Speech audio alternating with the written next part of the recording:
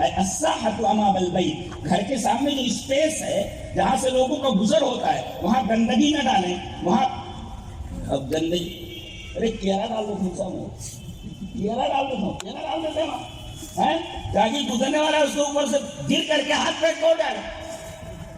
منع کیا گیا کہ آپ کیلا اس کا چھلکا ادھر ادھر نہیں پھینک سکتے. کیا تعلیم ہے اسلام کے. اللہ علیہ لوگ کہتے ہیں کہ اسلام گندگی کی تعلیم دیتا ہے. یہ تصور ہے، یہ تصور نظافت ہے اسلام کا، یہ تصور طہارت ہے اسلام کا کہ آپ اپنے گھر کے سامنے جو اسپیس ہے اس کو گندا نہیں کر سکتے. آپ گندگی نہیں ڈال سکتے وہاں. گندگی جہاں پھینکنے کے لیے جگہ مزبلہ جہاں بنا ہوا مزبلے کے اندر ڈالو. کوڑے دان جہاں ہے وہاں لے جا کر ڈالو. ایک برائی اور ہے سر، ایک کوڑے دان میں ڈالنے کے لیے کون جاتی ہے؟ محترمہ جاتی ہے. وہ پڑوس ہوتا ہے، وہ بیچاری ٹانگ کے لیے جا رہی ہے، وہ ٹانگ کے لیے جا رہی ہے، اس کو ہوتا ہے سوتا تھی. تو طہروا افنیتکم، تم لوگ اپنے گھر کے سامنے جو کھلی جگہ ہے، اسپیس ہے، نالا ہے، سب کو اچھا رکھو، پاک رکھو. کیونکہ اس طریقے کی حرکتیں یہودی کرتے ہیں. فَإِنَّ الْيَهُودَ لَا تُطَهِّرُ أَفْنِيَتَهَا، اس لیے کہ یہودی اپنے صحنوں کو اپنے گھر کے سامنے کی جگہ صاف نہیں کرتے. جی، اور بتاتے ہیں کہ ان کے بدن سے خاص قسم کی بو آتی ہے، مثلا جنم کا گند ہو رہا ہے، وہ گندھوڑے ہیں پورے. یعنی طبعی طور پر چونکہ ان کا دل گندا ہے بدماشوں کا، لہذا یہ دل کی گندگی ان کے جسموں سے ظاہر ہوتی ہے. یہ اندر سے گندھوڑے ہیں تو بدن سے تو ظاہر ہوتا ہے، گند تو آئے گی. گندھا تک تو طہروا افنیتکم فإن اليہود لا تطہر افنیتها، تم لوگ اپنے صحنوں کو پاک رکھو، گھر کے سامنے کی جگہ کو طاہر رکھو، پاک رکھو. کیوں؟ اس لیے کہ یہود اپنے گھر کے صحنوں کو اور گھر کے سامنے کی جگہوں کو پاک رکھو. یہ تصور ہے. جبکہ آدمی کو وہاں کھڑے نہیں رہنا ہے، یہ کھڑے ہو کر تو سننا ہے، وہاں تھوڑی دیر کے لیے گزر رہا ہے. تو تھوڑی دیر کے لیے بھی اگر وہ گزر رہا ہے تب بھی آپ اس کو تکلیف نہیں پہنچا سکتے، اس لیے کہ ناک سے اس گندگی کو سونگے گا تو ظاہر اس کو تکلیف پہنچنے والی ہے. یہ اسلام کا تصور طہارت. موٹر سائیکل خرید دی سے بات، اس نے تو خریدا نہیں ہے، لاڈلا ہے، خرید دیا. اب وہ جو سائلنسر ہے وہ بنا رہتا، اس میں ایک معتدل آواز آتی رہتی ہے. وہ کہتا ہے بنوائیے تاکہ بھڑ بھڑ بھڑ بھڑ کی آواز اور تیز ہو. یہ ابا یہ لے کے بھی پورے گاؤں کو بتائے گا، پوری گلی کو بتائے گا، دیکھو، اور بھڑ بھڑ بھڑ بھڑ کرتا ہے. جانتا نہیں اس کے بارے میں نبی نے کیا کہا. آئیے وہ حدیث دیکھ لیتے ہیں. حدیث وعن ابی عبداللہ الجدلی رضی اللہ تعالی عنہ قال سألت عائشة رضی اللہ تعالی عنہ عن خلق رسول اللہ صلی اللہ علیہ وسلم فقالت كان رسول الله صلى الله عليه وسلم ليس فاحشا لم يكن فقالت لم يكن فاحشا ولا متفحشا ولا صخابا في الأسواق ولا يجزي بالسيئة السيئة ولكن يعفو ويسر. رواه أحمد في مسنده. حضرت ابو عبداللہ الجدلی وہ کہتے ہیں کہ ایک دفعہ میں اماں عائشہ کے پاس گیا رضی اللہ تعالیٰ عنہ، اور میں نے پوچھا کہ رسول اللہ صلی اللہ علیہ وسلم کے اخلاق کیا تھے. سألت عائشہ رضی اللہ تعالیٰ عنہ عن خلق رسول اللہ، رسول اللہ صلی اللہ علیہ وسلم کا اخلاق کیا تھا. اب بتانے لگی. اگر بیوی کسی کی تعریف کر دے شوہر کی، سمجھو سچ مچ اچھا شوہر ہے، نہیں تو وہ بتا دے گی ٹیڑے ٹیڑے اڑت رہے، وہی بیکار ہوتی ہے. ارے بولو اس کو کہتے ہیں بزرگ، کو کہے کہ بزرگ کیا ہوا؟ بولے صبح میں دیکھی، کیا دیکھی کہ ایک آدمی جو ہے ایک بزرگ ہوا میں اٹھتے جا رہے ہیں. کہا اللہ کی بندی وہ میں ہی تھا۔ اچھا تب میں ٹیڑھے ٹیڑھے اڑ رہے۔ تو اگر بیوی تعریف کرنے شوہر کی، یقیناً شوہر جو ہے یقیناً اعلیٰ درجے کا ہے۔ فرما رہی ہے تم نبی کے اخلاق جاننا چاہتے، لم یکن فاحشا ولا متفحشا، یہ دونوں چیزیں ہمارے نوجوانوں میں، ولا سخابا فی الاسواق، یہ بھی ہمارے نوجوانوں میں، ہمارے بچوں میں۔ چلیے تشریح کرتے ہیں، آپ فاحش نہیں تھے اور آپ متفحش نہیں تھے۔ ما الفرق بین الفحش والتفحش، ما الفرق بین الفاحش والمتفحش، واضح کرتا ہوں، آپ فاحش نہیں تھے اور آپ متفحش نہیں تھے۔ تو فاحش کس کو کہتے ہیں؟ الذی یتکلم کلاما فاحشا، فاحش ای قبیح، جو بری بات اپنی زبان سے بولے، تو یہ جو بری بات ہے یہ کلام فاحش ہے۔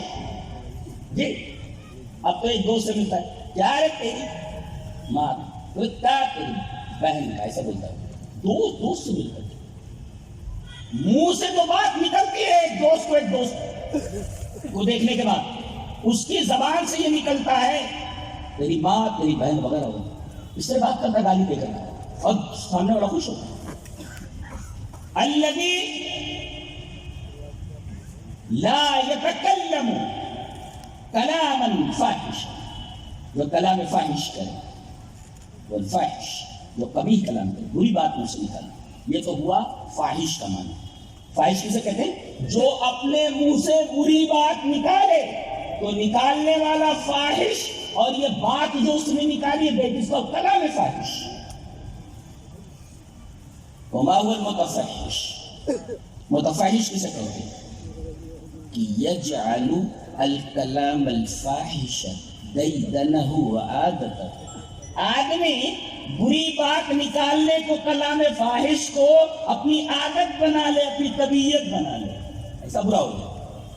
ایک ہے چلو زبان سے بری بات نکل گئی، فاحش ہے، اور آدمی جب بھی بولے تو بری ہی بات تو سے نکالے، گویا یجعل الکلام الفاحش دیدنہ وعادتہ، اپنی عادت بنا لے رہا ہوں، جب بھی بات نکالتا ہے بری ہی بات نکالتا ہے، تو یہ ہے متفحش۔ ھذا الفرق بین الفاحش والمتفحش۔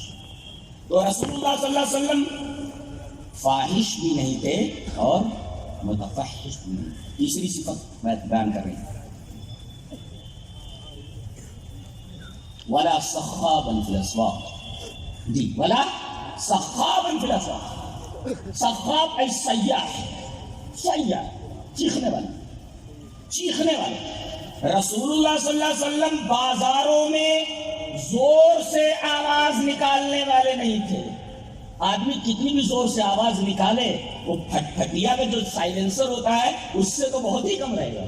جب رسول اللہ صلی اللہ علیہ وسلم تیز آواز بازار میں نہیں نکالتے تھے، اور تم ہو کہ گلیوں میں سائلنسر بنوا کر کے چلتے رہتے ہو، اور تم نے یہ حلف اٹھا لیا، قسم کھا لی ہے کہ پورے محلے والوں کو سکون سے زندہ نہیں رہنے دیں گے۔ یہ سنت کون بتائے گی؟ کہتے ہیں عقیدہ یہ ہے، عمل یہ، ٹھیک ہے، ہذا اہم ہذا اہم ایضا، لیکن یہ کون بتائے گا کہ بھائی یہ بھی بہت بڑا عذاب ہے، یہ تو رسول اللہ صلی اللہ علیہ وسلم کی سنت کے خلاف ہے۔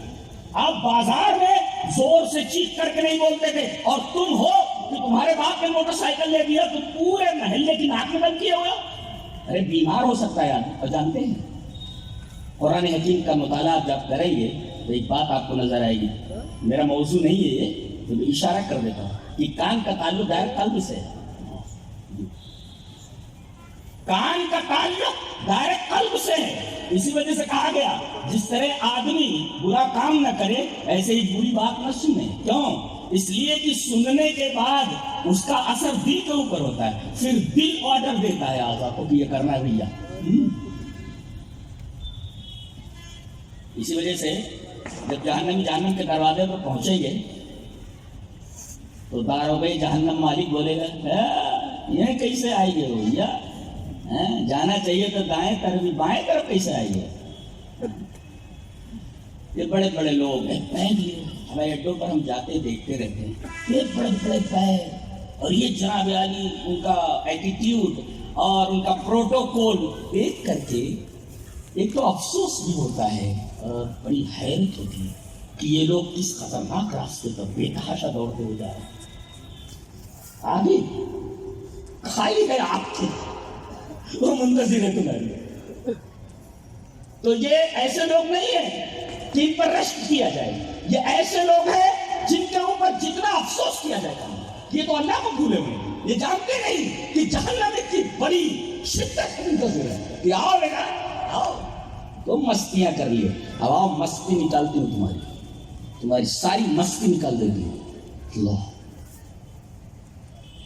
ساری مستی نکال دیتی. رسول کو برا بھلا کہہ رہے تھے, آؤ ہو گیا کام ختم ہوا. موت نے دنیا سے تمہارا تعلق منقطع کیا. اب آ جاؤ ہماری طرف. بتا تم ساری چربی نکال دیتی ہوں, چربی نکال دیتی ہوں. منتظر ہے اللہ.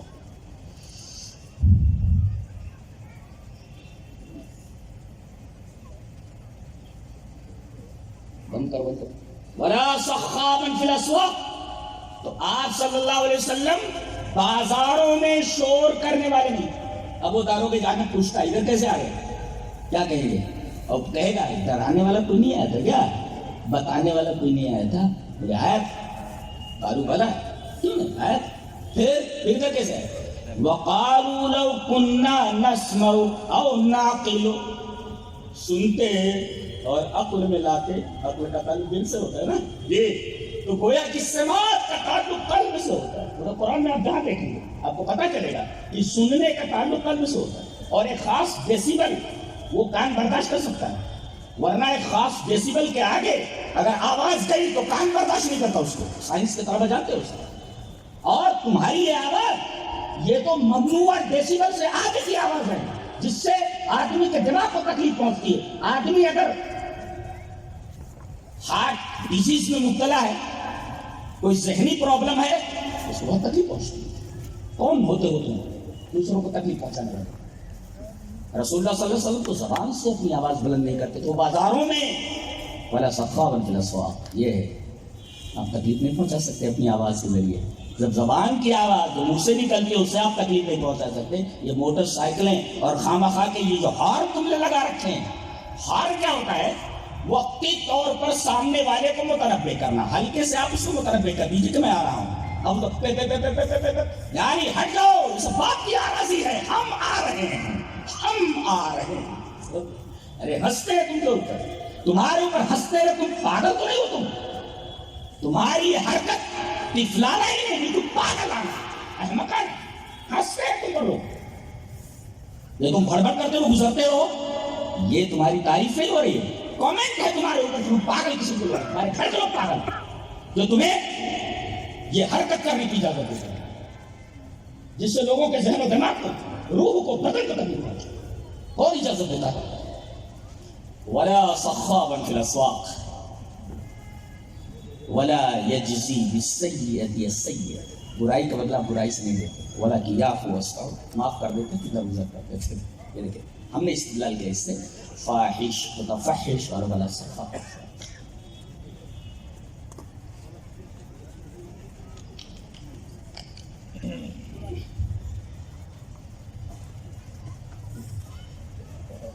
ایک حدیث اور بھی ہے کہ نبی کریم صلی اللہ علیہ وسلم کی بڑی پیاری حدیث ہے. اس حدیث کے جو راوی ہیں وہ لا رہے ہیں. اس سے پہلے میں حضرت فضیل ابن عیاض کا ایک قول ہے جسے امام خرائی کی مکارم الاخلاق کے اندر لائے, وہ قول آپ کے سامنے پیش کروں کہ وقال فضیل ابن عیاض رحمہ اللہ واللہ ما یحل لک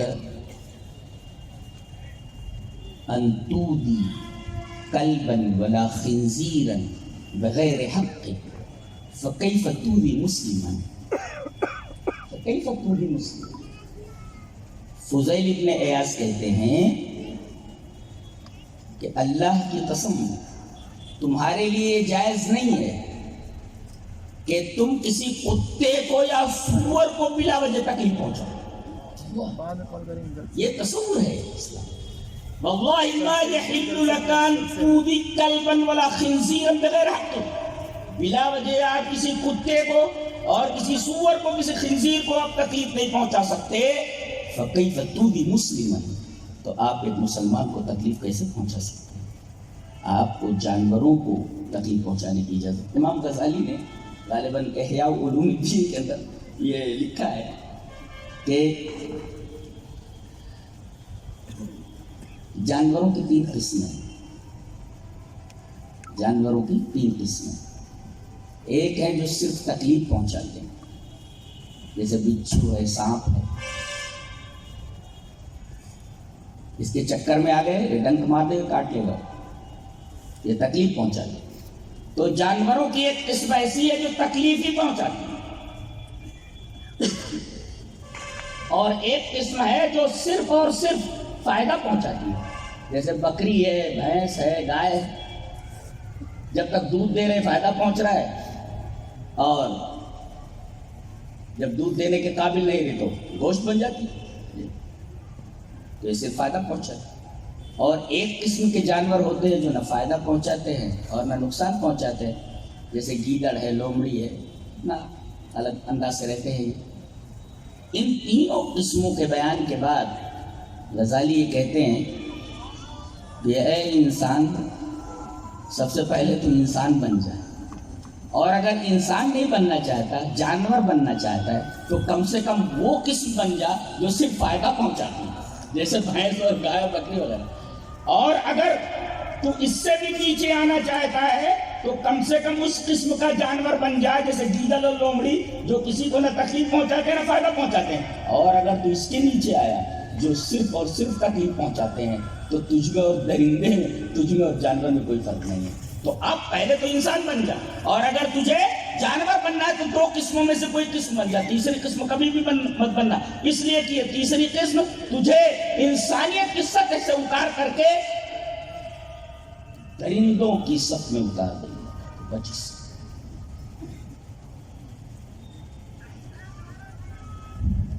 حضرت ابن عباس رضی اللہ تعالیٰ عنہما سے ایک روایت ہے، چلیے وہ پڑھ لیتے پہلے روایت اس طرح. وعن ابن عباس رضی اللہ تعالیٰ عنہما قال قام رسول اللہ صلی اللہ علیہ وسلم فقال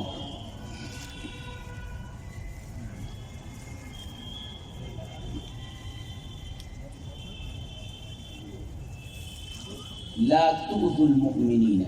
پہلے آپ کھڑے ہوئے، اور کھڑے ہونے کے بعد آپ نے فرمایا یا معشر الناس، پہلے کہا یا ایھا الناس، اس کے بعد فرمایا یا ایھا الناس یا معشر من آمن بلسانہ ولم یخلص ایمان الی قلبہ لا حتی اسمع العواتق فی خدورہن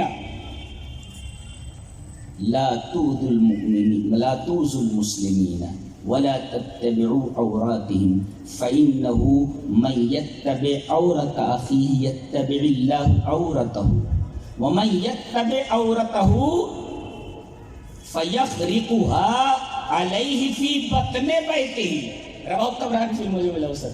حضرت امام طبرانی رحمہ اللہ اس حدیث کو ایسے ہی معجم الأوسط کے اندر لائے.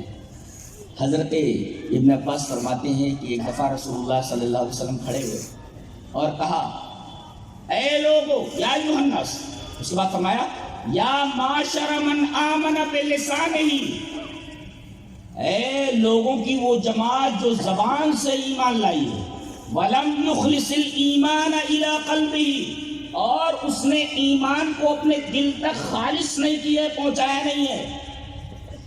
اور آواز آپ کی اس تقریر میں اتنی تیز تھی، لاؤڈ اسپیکر وغیرہ تو تھا نہیں، اور آپ کو دور تک آواز پہنچانی، حتی اسمع العواتق فی خدورہن، یہاں تک کہ آپ نے سنا دیا کماری لڑکیوں کو ان کے پردوں میں. 2 بات معلوم ہے، ایک تو بچیوں کے لیے جب وہ جوانی کی دہلیز میں قدم رکھے تو پردہ لازم ہے جی، بلا وجہ ان کو گھر سے باہر نہ نکالے. فی خدورہن، پردوں میں رہیں. نبی کریم صلی اللہ علیہ وسلم نے جس وحشی معاشرے کے اوپر کام کیا، یقیناً یہ کام بہت ہی مشکل تھا، بہت ہی مشکل تھا. جو لڑکیوں کو زندہ ترغور کرتے تھے، لڑکیوں کو ان کے اصلی مقام تک پہنچا کہ تمہاری جگہ کیا ہے، وہاں رہو، تم پردوں کے اندر رہو، تم شگے محفل نہیں بن سکتی. اور اللہ اکبر، کسی کالج میں نہیں گئی کوئی لڑکی، کسی یونیورسٹی میں تعلیم حاصل نہیں کی، لیکن ایسی عورتیں وجود میں آئیں. جانتے ہیں حضرت خدیجۃ الکبریٰ کے پاس اللہ کا سلام آیا. کتنی خوش نصیب عورت ہو سکتی ہے. وہ مشہور ہے بخاری کی روایت کہ حضرت جبریل آئے نبی کریم صلی اللہ علیہ وسلم کے پاس، فرمانے لگے، یہ حدیث میں پوری حدیث بیان کر چکا ہوں، کسی اس میں آپ دیکھ لیجیے.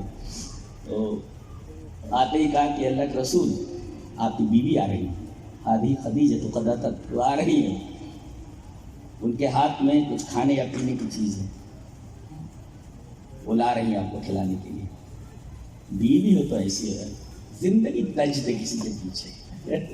اور ہمارے نبی تو ایسا ہوتا کہ کوئی بھی اس کے پیچھے اپنی زندگی تج دے گا.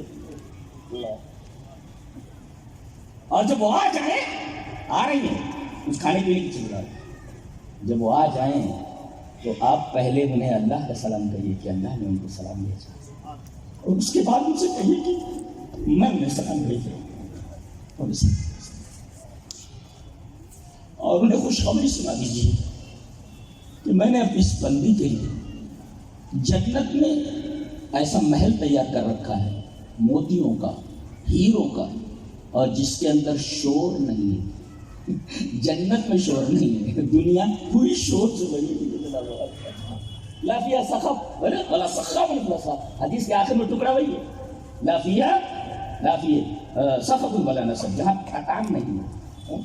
یہاں آدمی آرام کرتے کرتے تھک جاتا ہے. دیکھیں اس کو، یہ کیسا آرام کہ آدمی آرام کرتے کرتے بور ہو جائے. اللہ نے فرمایا جنت ایک ایسی جگہ ہے جہاں آدمی آنے کے بعد ایک تو تھکتا نہیں ہے، آرام سے آدمی تھک جاتا ہو، آدمی پیسوں سے بیزار ہو جاتا ہے، اتنا پیسہ کھائے کو پیسے سے بھی تھک جاتا ہے. جنت کی خصوصیت ہے وہاں شور نہیں ہے، شور نہیں. اور دوسرے وہاں تکان نہیں ہے، بوریت نہیں. یہ جنت کی خاص نعمت ہے.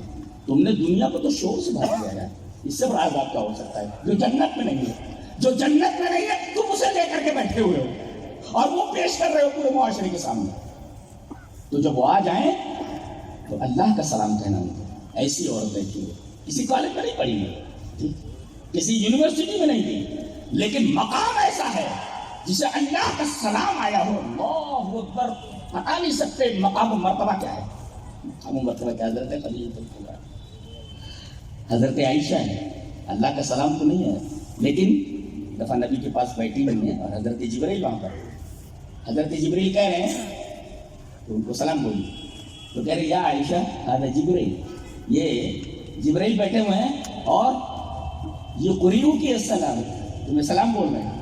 تو کہنے لگی کہ اللہ کے رسول، کہنے لگی وعلیہ السلام، یعنی وہ دکھائی نہیں دے رہے، پاس میں بیٹھے وہ وعلیہ کہہ رہے. وعلیہ اس کا مطلب تو دکھائی نہیں دے، غائب ہو، وعلیہ کا لفظ نہیں چاہے سامنے ہی ہو، بلکہ وعلیہ کہا جائے.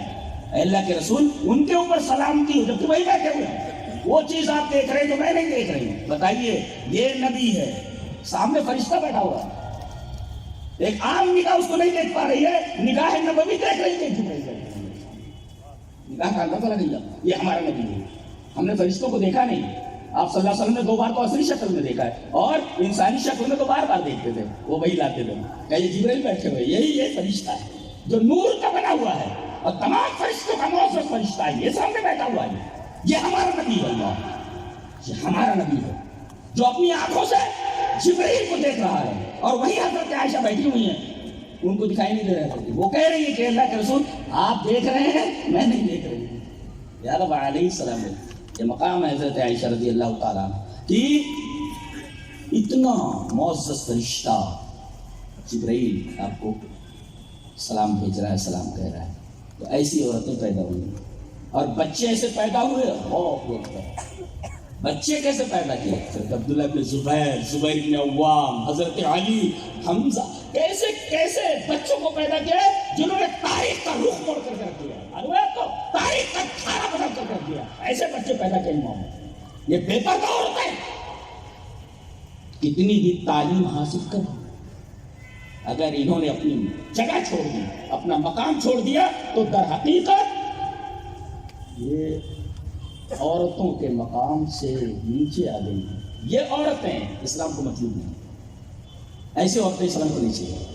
تو نبی کریم صلی اللہ علیہ وسلم نے جب بات شروع کی تو آواز اتنی تیز تھی، حتی اسمع العواتق فی خدورہن۔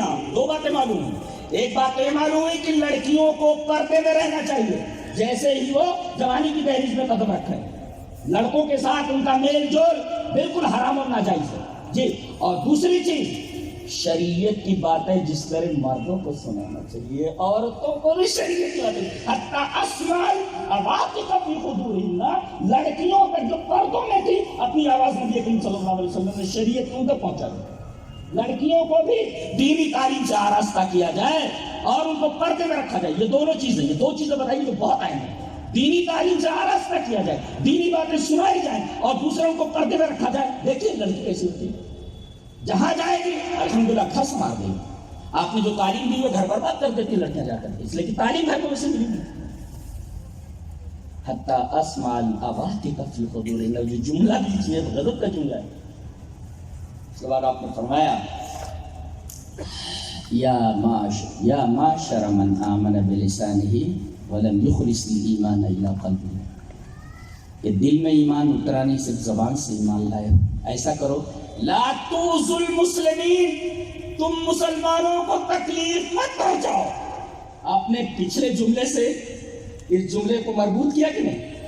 کیا اے وہ لوگ جو زبان سے ایمان لائے ہو، ایمان کے دلوں میں اترا نہیں ابھی، لا تؤذوا المسلمین، مسلمانوں کو مت ستاؤ۔ مسلمانوں کو ستانے کا مطلب یہ ہوا کہ یہ آدمی صرف زبان سے ایمان لا رہا ہے، ایمان اس کی دل کی گہرائی میں اترا نہیں ہے۔ گویا اگر آدمی کی حرکت ایسی ہے کہ وہ دوسروں کو تکلیف پہنچا رہا ہے تو اپنے ایمان کا جائزہ لے کہ کہیں میرا ایمان تو گڑبڑ نہیں ہے، میرا ایمان تو گڑبڑ نہیں ہے۔ لا تؤذوا المسلمین، مسلمانوں کو تکلیف مت پہنچاؤ۔ اچھا، ولا تتبعوا عوراتہم، ان کے عیبوں کے پیچھے مت پڑو۔ عورت کہتے ہیں عورت مانے کھلی ہوئی، عیب، عورت مانے عیب، کھلی ہوئی ہے، کھلی ہوئی، تو اس کو کیا کیا گیا؟ تو کھلی ہوئی ہے اس کو ڈھانپ لو۔ اور منافقین آئے، جنگ احزاب میں آنا ہے، آ کر کے طرح طرح کے بہانے بنا لیے، منافقین آ کر کے بولنے لگے اللہ کے رسول، یقولون ان بیوتنا عورۃ، ہمارے گھر عورت ہیں، ہمارے گھر عورت ہیں، یعنی ہمارے گھر کھلے ہوئے کوئی دیکھنے والا نہیں ہے۔ اس کا مطلب یہ ہوا کہ گھر بند ہونے چاہیے تب گھر محفوظ رہتا ہے، ایسے ہی عورت کو پردے میں رکھا جائے تو عورت محفوظ رہتی ہے۔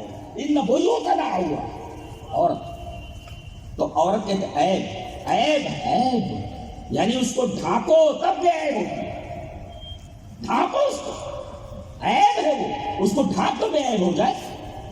تو ولا تتبعوا عوراتہم، ان کے عیبوں کے پیچھے مت پڑو۔ فإنہ من یتبع عورۃ اخیہ، جو اپنے بھائی کی کسی عیب کے پیچھے پڑتا ہے تو یتبع اللہ عورتہ، اللہ اس کے عیب کے پیچھے پڑ جاتا ہے، پھر کیا ہوتا ہے؟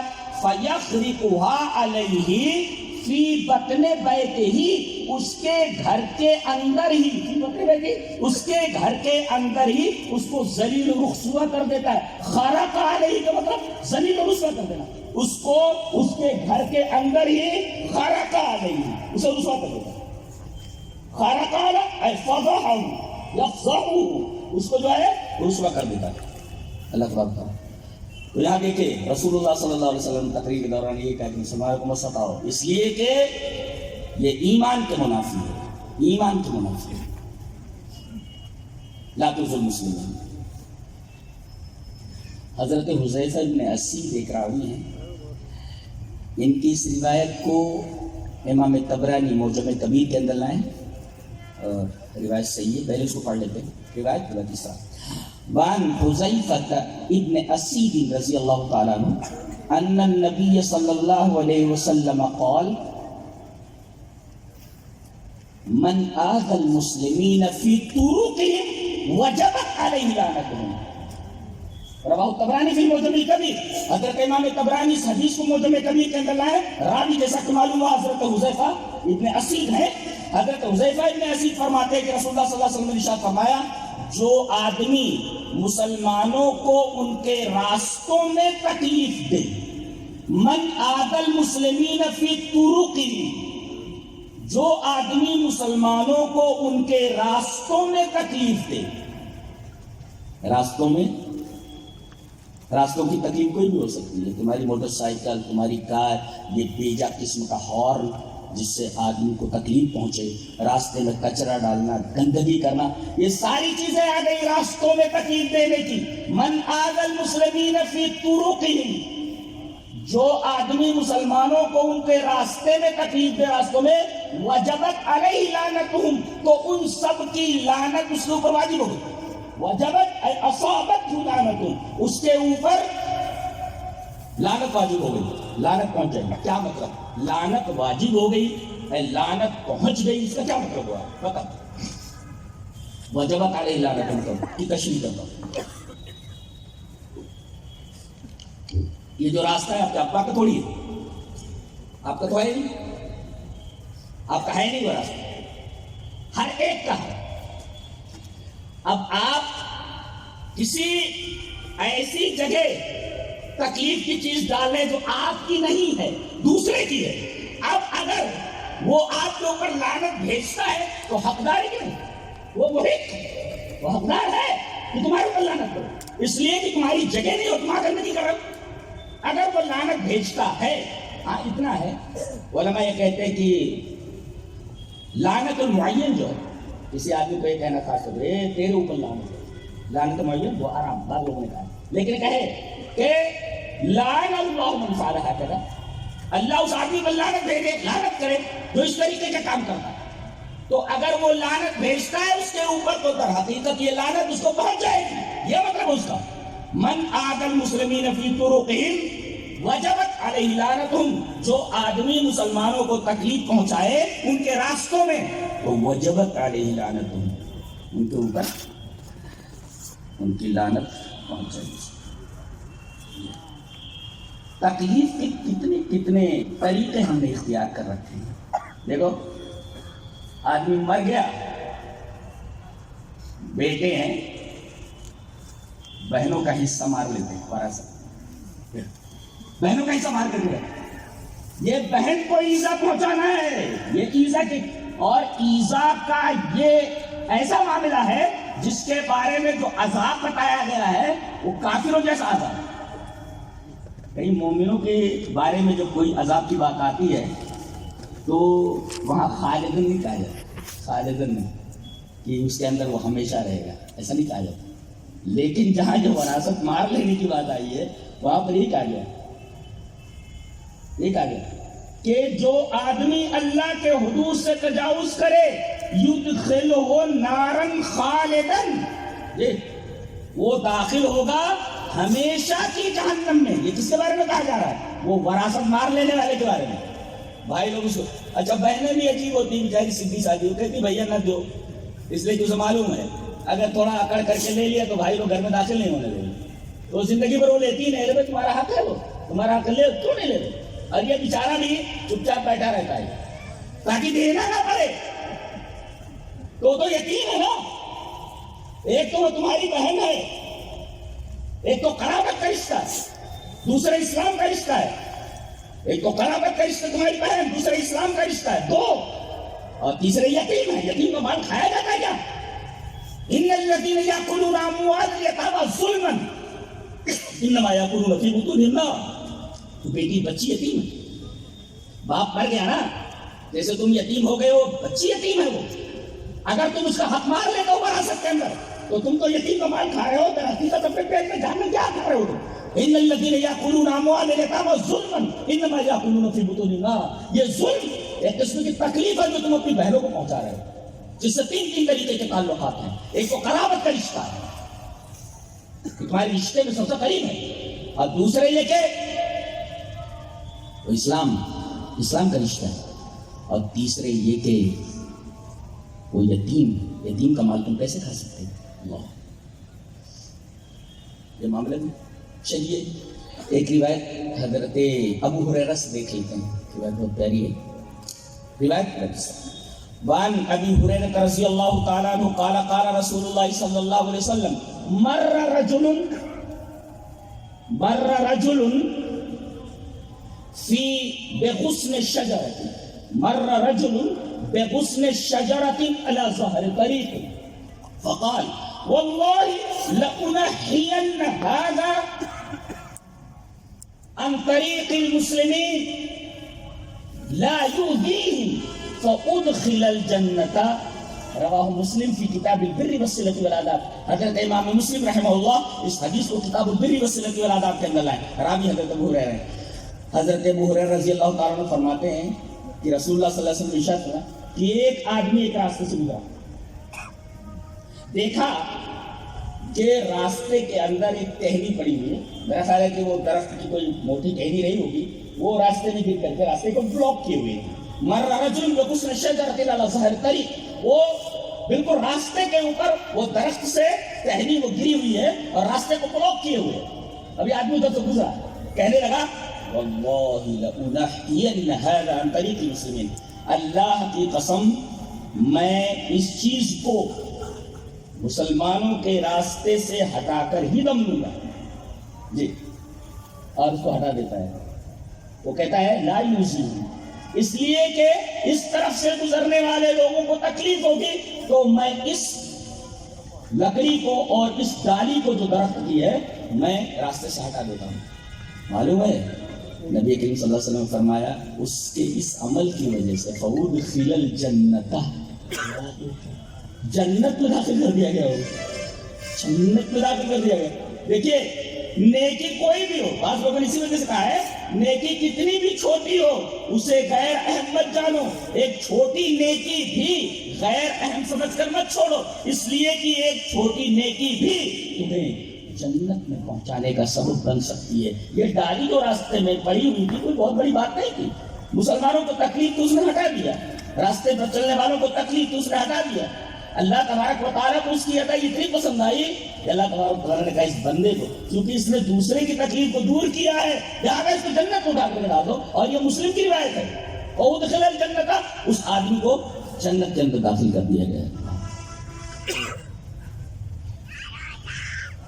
ایک روایت حضرت ابو ہریرہ کا نام آیا تو ایک روایت اور پیش کر دیتے ہیں. اور اس روایت کو امام نسائی رحمہ اللہ کتاب الایمان و شرائعہ کے اندر ہے. حدیث کی طرح وعن ابی ہریرہ رضی اللہ تعالی عنہ عن النبی صلی اللہ علیہ وسلم قال المسلم من سلم الناس من لسانه ويده والمؤمن من امنه الناس على دمائهم واموالهم. رواہ النسائی فی کتاب الایمان و شرائعہ. حضرت امام نسائی اس حدیث کو کتاب الایمان و شرائعہ کے اندر راوی جیسا کہ معلوم ہوا حضرت ابو ہریرہ ہے. حضرت ابو ہریرہ فرماتے ہیں کہ نبی اکرم صلی اللہ علیہ وسلم نے ارشاد فرمایا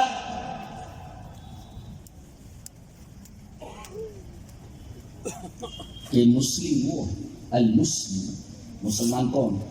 من سلیم الناس. یہاں یہ نہیں کہا گیا مسلمان یا مومن، کوئی بھی آدمی ہے، انسان ہے. من سلیم الناس من لسانہ و یدہ، لوگ چاہے وہ مسلم ہو غیر مسلم ہو کوئی بھی ہو اس کی زبان سے اور اس کے ہاتھ سے اس کو تکلیف نہ پہنچے. یہ ہے مسلمان. المسلم من سلیم الناس، ناس the people الناس، اس کے ہاتھ سے اس کی زبان سے محفوظ ہے. اور مومن کس کو کہتے ہیں؟ والمؤمن من امنہ الناس علی دمائهم واموالهم. اور مومن وہ ہے جس کی وجہ سے لوگوں کی عزتیں محفوظ ہوں، لوگوں کے مال محفوظ ہوں، لوگوں کے خون محفوظ ہوں. آدمی بلا وجہ آدمی کسی کا خون نہ بہائے. بعض لوگ ہوتے ہیں کہ وہ اتنے ایک سخت موقف لے کر کے چلتے ہیں. پتہ نہیں ان کا کیا نام دیا جاتا ہے، وہ آپ لوگ جانتے ہیں کہ وہ اتنے سخت ہوتے ہیں کہ وہ کیا کیا کرتے رہتے ہیں. یہاں تک کہ حکومت سے خروج اور یہ سب چیزیں جاری کرا دے. دیکھا والمؤمن من امنہ الناس علی دمائہم واموالہم، مومن وہ ہے کہ لوگ محفوظ رہیں کہ وہ ہماری عزت کے اوپر حملہ نہیں کرے گا، خون نہیں بہائے گا. اسی طریقے سے اس کے مال محفوظ رہے. اور ہمارے نبی کریم صلی اللہ علیہ وسلم کا اسوہ ہمارے سامنے، یہ جانتے ہوئے وہ کہتے تھے کہ ہمارا بہت بڑا دشمن ہے، اور آپ کو ستانے میں کوئی کسر نہیں اٹھا رکھتے تھے. لیکن جب امانت رکھنی ہوتی تھی، محمد صلی اللہ علیہ وسلم یہ امانت ہماری رکھنی، یہ دھیان. آج ہم مسلمان جب تک آپ کے پاس 10 روپیہ ہاتھ میں ہے تب تک آپ کا ہے، سامنے والے کو دے کے بھول جائیے جی. یہ امانت کا معاملہ ہے، یہ امانت کا معاملہ. وہاں کافر بھی آپ کی مخالفت کے باوجود بھی، دشمنی اور عناد کرنے کے باوجود بھی امانت ہے سونپتے تو آپ کو سونپ، اس لیے کہ آپ کو امین مانتے ہیں. امانت داری کا یہ تصور اسلام کے اندر موجود ہے. تو من امینہ الناس علی دمائہم واموالہم، آدمی کا خون محفوظ ہو، آدمی کا جو ہے مال محفوظ ہو، اور آدمی کی عزت محفوظ ہو. یہ اسلام کی تعلیم ہے، اسلام سکھاتا ہے. اور کسی بھی قسم کی ایذا دہی ہو، کسی بھی پہلو سے ہو، اسلام سختی سے اس پر قدغن لگاتا ہے، سختی سے اس کو روکتا ہے، سختی سے اس کی ممانعت کرتا ہے. اللہ تبارک و تعالی ہمیں نیک عمل اور اچھی سمجھ کی توفیق عطا فرمائے. وآخر دعوانا ان الحمد للہ رب العالمین.